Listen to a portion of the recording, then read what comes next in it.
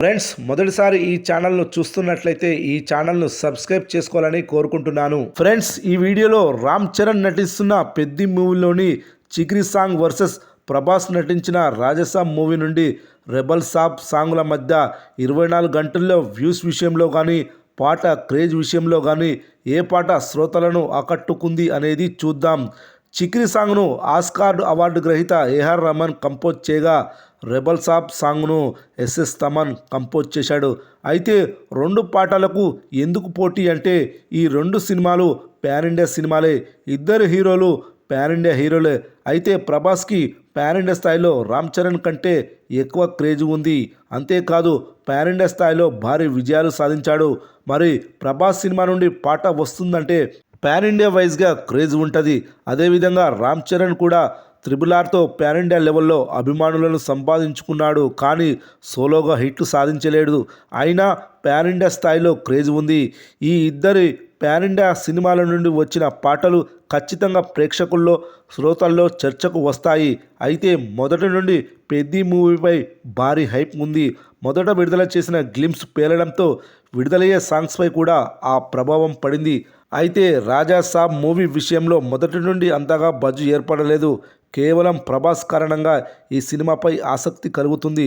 ఈ సినిమా నుండి విడుదలైన కంటెంట్ అంతా ఆకట్టుకోలేదు. అయితే ఈ రెండు సినిమాల నుండి ఒక్కొక్క లిరికల్ వీడియో సాంగ్లు విడుదలయ్యాయి.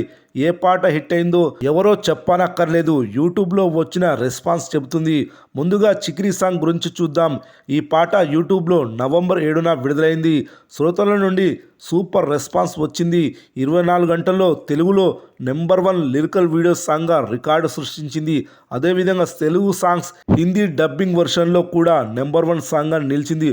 మొదట 24 గంటల్లో 46 మిలియన్ల వ్యూస్ సాధించింది.